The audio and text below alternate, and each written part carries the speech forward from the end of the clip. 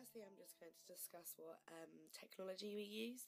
The technology that we used was a HD camera, and we were introduced to that first. And with the HD camera, we used that throughout the whole of our project and whilst filming. Personally, whilst doing the filming, I found that sometimes the shots or the framing, it wouldn't work out. But filming was the main of the easiest parts because we knew what we was doing. The harder things that I found was the planning and the procedures, because having to think up of what you're going to do and your storyboard and how you're going to present it.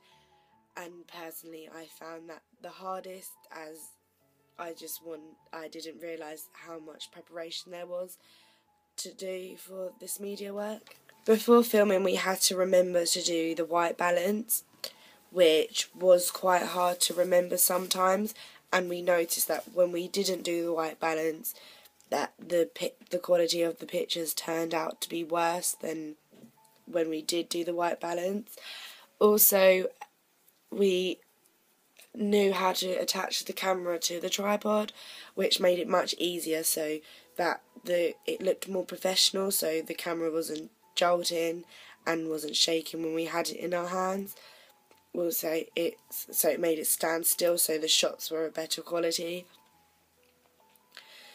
We had a slight problem with the battery during our filming because the camera battery ran out halfway through recording, but we managed to get the recording done the next day and it was easily sorted, but that was one of the problems that we had to face. For our editing, we added a filter.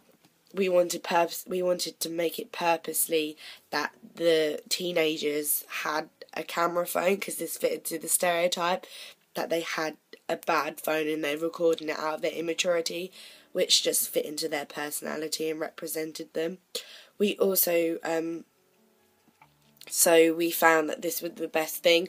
We experimented with a number of filters, but found that together bad TV and bad film made that effect that we wanted, and it was more of the effect of the camera phone more than anything else. We also added a CCTV footage, in the corner we had a countdown going down.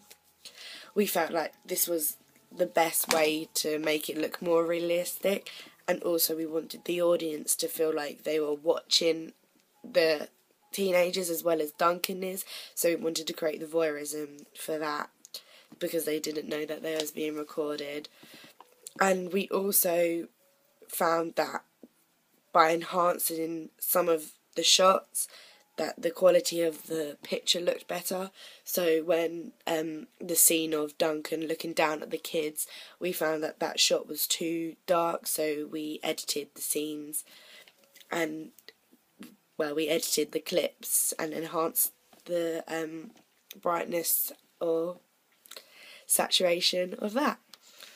We found that the titling was the hardest part, because we wanted the font to fit in with the theme as well, because we felt like the title sequence was one of the main parts, because it's what adds it all together to building up to the tension.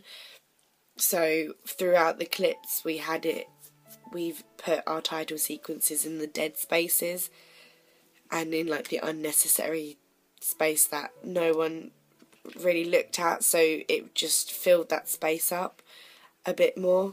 The difficulties that we faced was when filming, if we filmed in another day but we're having to film the same scene or filming the next shot, we found that our props weren't in the same places some of the times, and if we would record that again, I would make sure that I've watched the scenes before to make sure that all the props and everything are in the same place, because it doesn't make sense on the audience how they've just suddenly changed, but yeah, it's on the same day. So yeah.